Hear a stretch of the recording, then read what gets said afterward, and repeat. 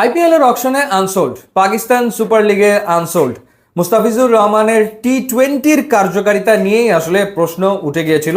সেই মুস্তাফিজকে আচমকা দলভুক্ত করে দিল্লি ক্যাপিটালস বিশেষ এক পরিস্থিতিতে, যখন তাদের দুই Australian cricketer Jack fresher McGurk এবং মিচেল স্টার্ক তারা আসলে আইপিএল ছেড়ে চলে যায়। তখন মুস্তাফিজকে তড়িঘড়ি করে দলে নেওয়া হয় রেকর্ড মূল্যে, মাত্র 3 ম্যাচের জন্য। এবং 24 ঘন্টার ব্যবধানে মুস্তাফিজ বাংলাদেশের হয়ে মাঠে নামলেন এবং তারপর দিল্লির হয়ে মাঠে নেমে গেলেন। 3টা ম্যাচ তিনি খেলেছেন এবং 3 ম্যাচে তিনি তার কার্যকারিতার প্রমাণ দারুণভাবে দিয়েছেন।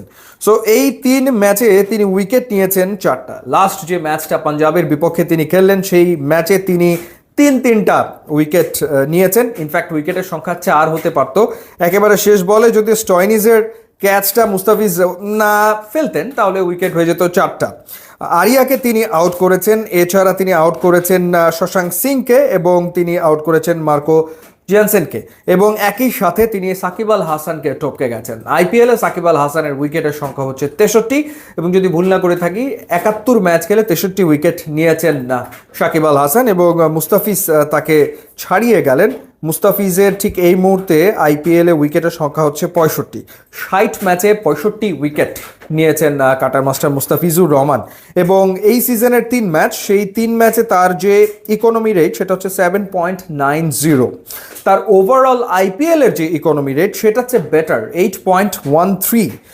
তো গত সিজনে তিনি চেন্নাই সুপার কিংসের হয়ে খেলেছিলেন, সিএসকের হয়ে 9 ম্যাচে তিনি 14 উইকেট নিয়েছিলেন, কিন্তু লাস্ট সিজনেও তার ইকোনমি রেট ছিল 9.26। তো সেটার চেয়েও এইবারে বেটার, এই 3 ম্যাচে ইকোনমি রেটটা ডেফিনেটলি বেটার।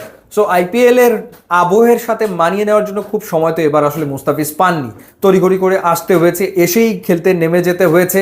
সো পরিস্থিতি বুঝে ওঠার আগেই ম্যাচ খেলার যে ব্যাপারটা সেই ঘটনাটা ঘটেছে, তারপরেও মুস্তাফিজ কিন্তু ডেফিনেটলি সফল, এই ব্যাপারে কোনো সন্দেহ নেই। কেন বলছি সফল? যে 3টা ম্যাচ তিনি খেলেছেন, সেই 3টা ম্যাচের ভেতরে 2টো ম্যাচেই মুস্তাফিজ আসলে দলের সেরা বোলার। পাঞ্জাবের বিপক্ষে মুস্তাফিজ দলের সেরা বোলার, সবচেয়ে বেশি উইকেট 3টা উইকেট তিনি নিয়েছেন এবং তার ইকোনমি রেট সবচেয়ে ভালো, সবচেয়ে ইকোনমিক্যাল বোলিং তিনি করেছেন। এবং গুজরাট টাইটান্সের বিপক্ষে যে ম্যাচটা খেলেছিল মুস্তাফিজ, সেই ম্যাচে মুস্তাফিজ কোনো উইকেট না পেলেও সেই ম্যাচে তার ইকোনমি রেট ছিল বাকিদের থেকে বেটার। সো নিঃসন্দেহে 3 ম্যাচের ভেতরে 2 ম্যাচে মুস্তাফিজ দলের সেরা বোলার, সেটা আসলে বলাই যায়। তো যেখানে তিনি এটা প্রমাণ করেছেন, তো বলার অপেক্ষা রাখে না যে কেন কি কারণে দিল্লি আসলে মুস্তাফিজের দ্বারস্থ হয়ে তাকে দলভুক্ত করেছিল। হ্যাঁ, লক্ষ্য যেটা ছিল সেটা হয়তো ফুলফিল হয়নি, সেটা হচ্ছে প্লে অফে খেলা, সেটা হয়নি, কিন্তু মুস্তাফিজ তার কাজটা কিন্তু ঠিকঠাক করেছেন, এ ব্যাপারে কোনো সন্দেহ আসলে নাই।